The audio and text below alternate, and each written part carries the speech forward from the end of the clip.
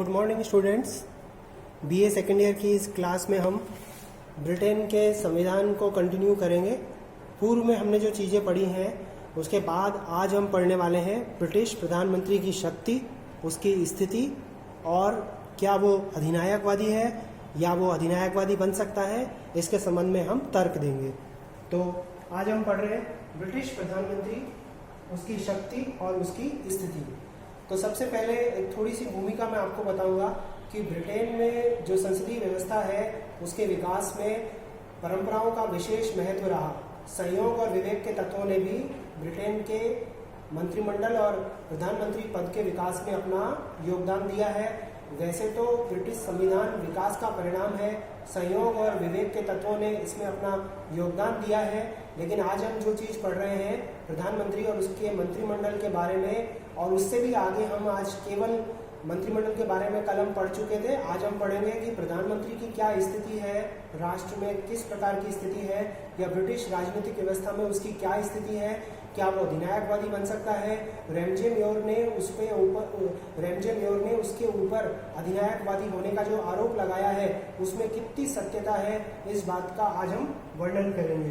तो आज हम पढ़ने वाले हैं ब्रिटिश प्रधानमंत्री की शक्ति और उसकी स्थिति क्या है। तो आपको मालूम होगा कि हैनोवर वंश के जो शासक हुए थे जॉर्ज प्रथम और जॉर्ज द्वितीय, उनको अंग्रेजी भाषा का ज्ञान नहीं था और ब्रिटिश राजनीति में उनकी रुचि नहीं थी। तो राजकोष का जो प्रथम लॉर्ड था उसने मंत्रिमंडल की बैठकों की अध्यक्षता करना शुरू किया, और तब से लेकर मंत्रिमंडल की बैठकों की अध्यक्षता मंत्रियों का प्रधान या मंत्रियों का सबसे वरिष्ठ सदस्य जो है वो क्या करने लगा, मंत्रिमंडल की बैठकों की अध्यक्षता करने लगा, और तभी से प्रधानमंत्री पद का विकास हुआ। सर रॉबर्ट वॉलपोल जो थे वो ब्रिटेन के पहले प्रधानमंत्री बने 1748 ईस्वी में। जब उन्होंने विश्वास का मत खोया लोक सदन में तो उन्होंने अपने पद से इस्तीफा दे दिया। उन्होंने इस्तीफा दिया तो मंत्रिमंडल ने भी इस्तीफा दे दिया। तो मंत्रिमंडल के निर्माण, उसके जीवन और उसके पतन का श्रेय किसको जाता है? प्रधानमंत्री को, ब्रिटेन के प्रधानमंत्री को। तो भारत के प्रधानमंत्री और ब्रिटेन के प्रधानमंत्री की स्थिति लगभग मिलती जुलती है, लेकिन फर्क बस इतना सा है कि हमारे यहाँ पर जो दलीय व्यवस्था है वो बहुदलीय है और एक दल की प्रधानता है, मिलीजुली सरकारें भी रही हैं। ब्रिटेन में मिलीजुली सरकारों का अस्तित्व बहुत कम रहा है और वहाँ पर ज़्यादातर एक ही दल की सरकार और एक दलीय मंत्रिमंडल का निर्माण होता रहा है, और मंत्रिमंडल क्या बन गया है? तानाशाह बन गया है। तो आज हम पढ़ेंगे ब्रिटिश प्रधानमंत्री की शक्ति और उसकी स्थिति और उसके कार्य कौन कौन से हैं। तो मंत्रिमंडल का निर्माण करना, सम्राट क्या करता है? लोक सदन में बहुमत दल के व्यक्ति को प्रधानमंत्री बनाता है। फिर प्रधानमंत्री अपने मंत्रियों की सूची बनाता है। मंत्रियों की सूची बनाते समय प्रधानमंत्री जो है वो सभी समुदायों को ध्यान में रखता है, कौन सा व्यक्ति योग्य है, कौन सा विषय का विशेषज्ञ है, इन सारी बातों को वो ध्यान में रखता हुआ एक सूची तैयार करता है और उस सूची को सम्राट को दे देता है, और सम्राट प्रधानमंत्री के परामर्श से उस सूची में शामिल सभी व्यक्तियों को विभिन्न विभागों के मंत्रियों के पद पर आसीन करवा देता है।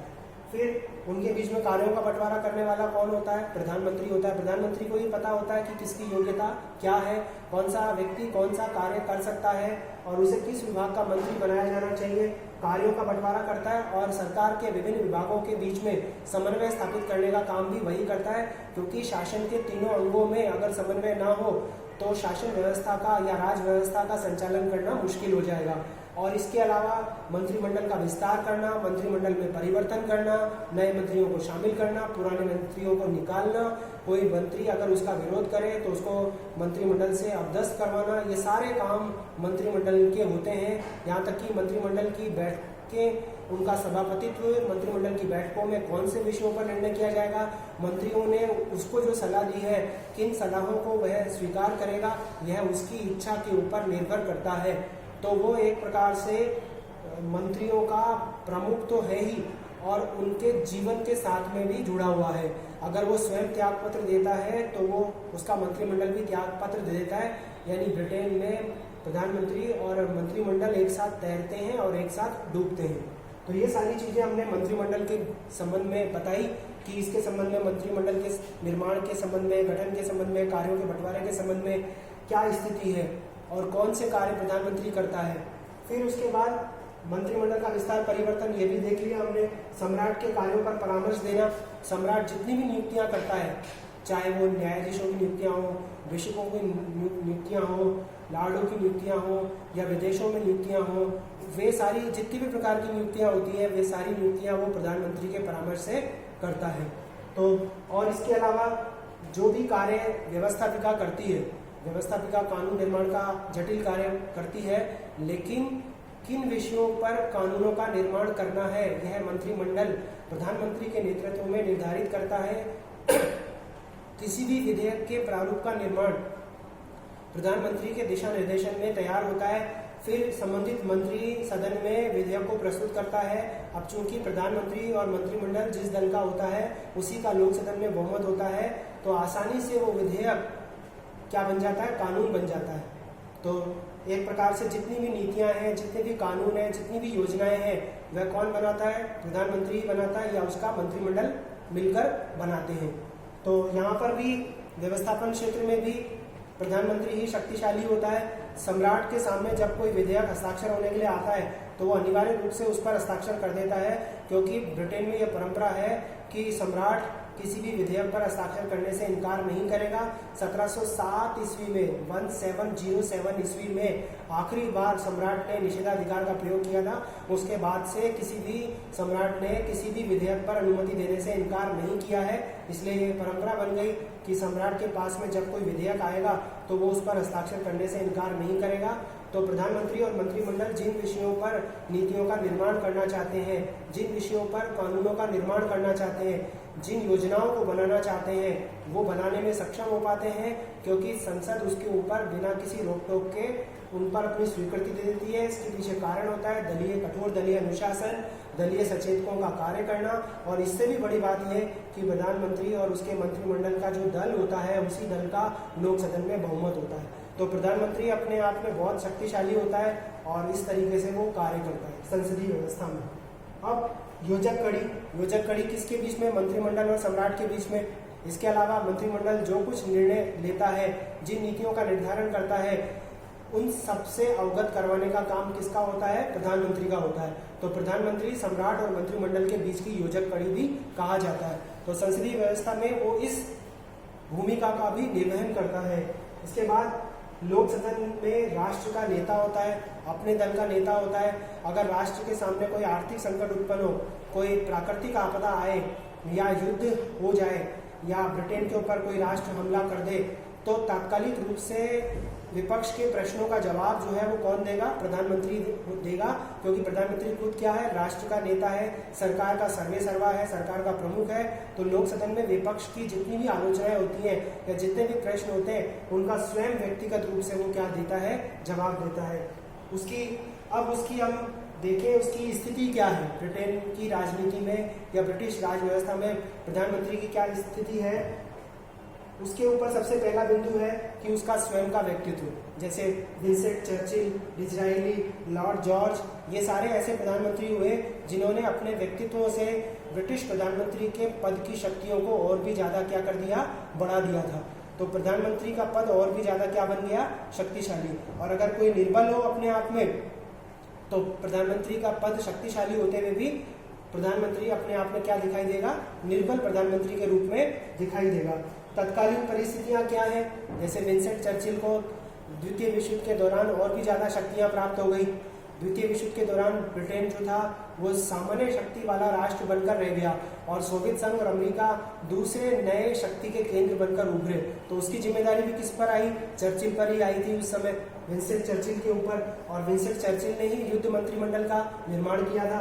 तो तत्कालीन परिस्थितियां भी या किन परिस्थितियों में किसी व्यक्ति को प्रधानमंत्री का पद प्राप्त हुआ है, इससे भी उस पद की शक्तियां और उसकी स्थिति का निर्धारण होता है।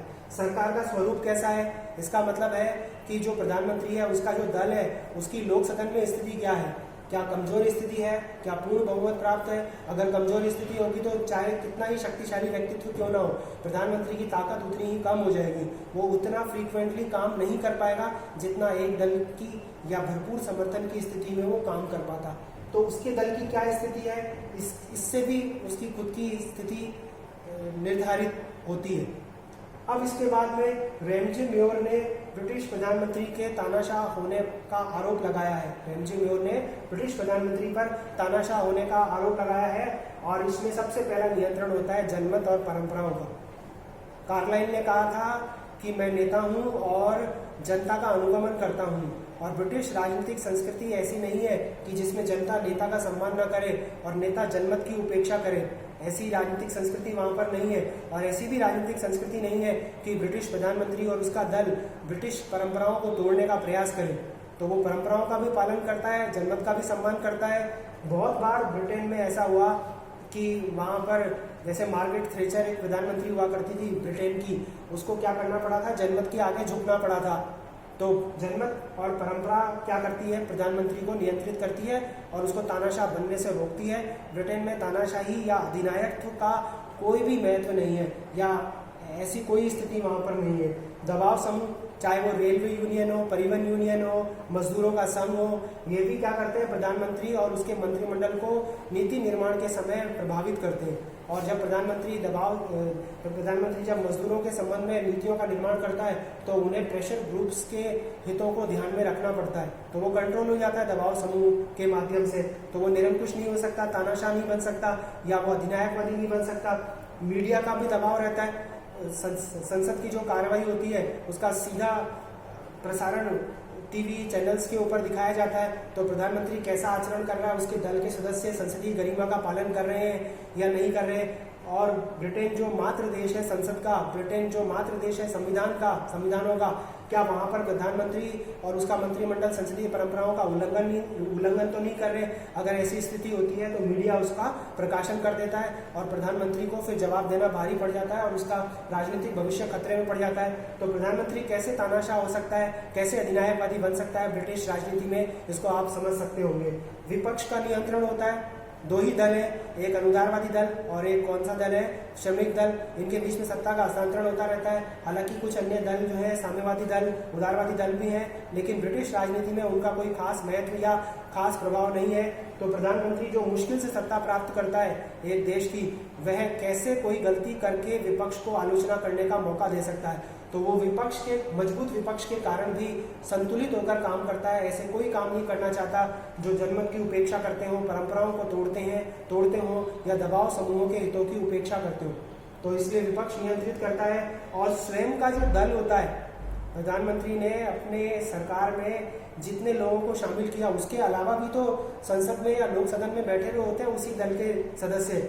उनको मालूम होता है कि प्रधानमंत्री जो अगर कोई गलती करता है या कोई त्रुटि करता है या कोई बड़ा घोटाला करता है तो फिर उसका प्रभाव उस राजनीतिक दल के अन्य जीते हुए सांसदों के राजनीतिक भविष्य पर भी पड़ेगा।